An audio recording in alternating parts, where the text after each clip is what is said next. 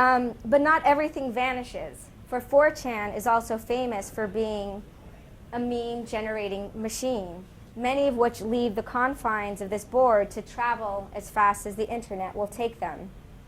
And many of these memes are meticulously commented, archived, and dissected on various sites like Know Your Meme.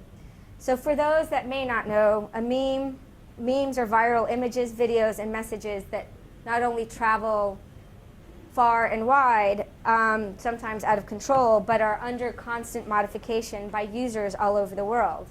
Perhaps the most famous, recognizable, and least offensive of these memes being lolcats, my favorite being Ceiling Cat, who is probably on chat roulette. And obviously Ceiling Cat then goes under transformation.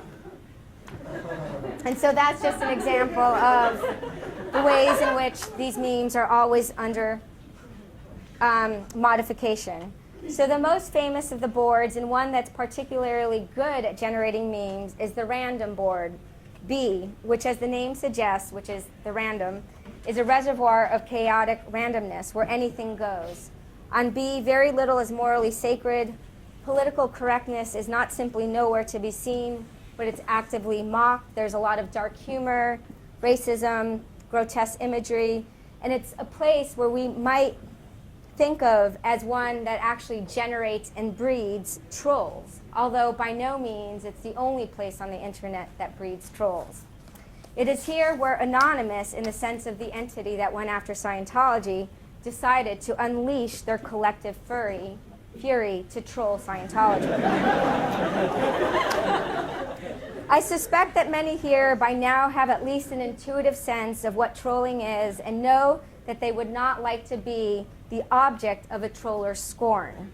But for those that may not know, let me define trolls with the aid of Encyclopedia Dramatica, which is an online resource that records with meticulous and outlandish details all things trollish, lulzy, and often through offensive, outlandish, and trollish language.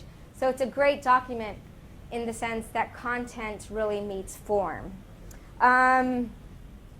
A troll, most commonly encountered on the internet, is any person who purposely causes controversy in a web community and disrupts shit for his own amusement. Trolls have been referred to in the web community as trollers, assholes, jerks, and my favorite, scum of the earth, douchebags. Now, even if they are douchebags, which they are, trolls do have emotions, and in specific, it's the lulz, a term we saw in IRC, and the IRC conversation as a reason for protesting Scientology. It basically denotes the pleasures afforded by pranking someone on the internet, by causing an offensive shitstorm. Or stated far more eloquently on Encyclopedia Dramatica, lulz is laughter at someone else's expense. This makes it inherently superior to lesser forms of humor. The term lulz was coined by Jameth, and is the only good reason to do anything, from trolling to consensual sex. After every action taken, you must make the epilogic dubious disclaimer, I did it for the lulz. Sometimes you may see the word spelled as lulz, L-U-L-S, but only if you're reading something written by a faggot. It's also Dutch for cock. Also, it's good to know that the lulz can mean something a lot more playful as well as something that's kind of dark in the way that I've just read. Now, with all these great profanities in place, I think we're in a good position to highlight differences between protests past and present. Whereas the earlier protests were a byproduct of Scientology's active and aggressive campaign against its critics, Project Chronology was initially a byproduct of trolling directed at a popular meme, the Tom Cruise video that the church had tried to suppress. Further, it's not simply that Anonymous was motivated to attack Scientology based on the video, but the initial constitution of Project Chronology itself, I think, must be seen as a type of meme, one gone hog wild, one firmly rooted in the lulz, one blasted out of the internet, one that eventually and quite accidentally became a real-world protest, perhaps the first accidental protest movement in the world that was a byproduct of a meme, perhaps even the first accidental protest movement in the world. Most of these protesters, after all, did not know much about Scientology, except, as I had mentioned, what we know from popular culture. Further, once Anonymous left 4chan to troll Scientology, its anonymity largely, or at least partially, ceased to be, despite their name and despite their masks.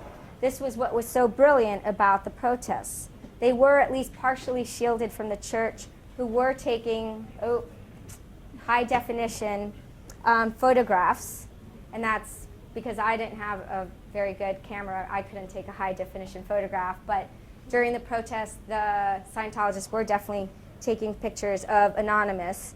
So they were able to shield themselves from the church, and yet they were able to get to know other Anons. Now, there's a lot that one can say about the transition from anonymity, or the type of anonymity that occurs on 4chan, which is really interesting, versus the type of anonymity that occurs through the collective entity Anonymous that emerged to protest Scientology. But what struck me the most as I did field work among Anonymous is how many Anons derive pleasure not only from the lulz of protesting, what they thought of as a kind of totalitarian cult, but also derive pleasure in finding each other in person once they started organizing. This is not all that surprising given how much time many had poured into these boards without knowing other contributors. So they were just really thrilled that they knew other people on 4chan, and not only that they met them, but now they were part of a kind of collective project that you can track and follow, whereas so much on 4chan is kind of ephemeral, right? So I think this is one of the reasons that helped keep the movement going. So if Anonymous and Project Chanology was initially a well-orchestrated act of distributed trolling, and if it was done in part because of the pleasures of meeting other Anons, and if Anon knew very little about the church when they started protesting, what happened when they started to seriously organize protests against the church? And as someone who's been involved with a lot of kind of different political organizations, I have to say they were phenomenally well organized in their activities. They had great forums, wikis, they had really good media that were really beautiful posters, they baked cakes. They were just well organized and had a really good time doing their protests, and they would hold a kind of monthly meeting and protests in cities all around the country in Europe. So first, they started to learn a lot about the church. And again, I witnessed this time firsthand the pleasures of learning about an organization whose beliefs and tactics strike many as culturally offensive. Take, for example, the following quote from an Anon, one particularly committed to trolling, who parlayed the following message about the language of Scientology when he visited my class. He said, "Many had thought that our transition from the internet to the real world would be a culture shock and a collection of geeks and nerds yelling jokes that nobody understands. That's not true, not entirely at least. We did have to spend time learning about the cult and their ridiculous lexicon of invented words, which they insist are real words. Instead of saying bother, they instead use the term interbulate, because they're each stupid and ugly in their special way. Any person who actively opposes the church is deemed an SP or suppressive person, because Scientology is a lumbering retard with ingrown hairs in its brain. L. Ron Hubbard, who was a church founder, was also a science fiction writer, patent-stealing plagiarist, pedophile, racist, homophobe, misogynist, paranoid drug addict, and pathological liar. His writings are referred to as tech, meaning sacred doctrine. So it's important to emphasize that to protest the abuses of the church, of which there are definitely some abuses, it's not technically necessary to learn every in and out of the church, such as their jargon, but many protesters do. I would say even with a certain degree of gusto, and in some instances, passion.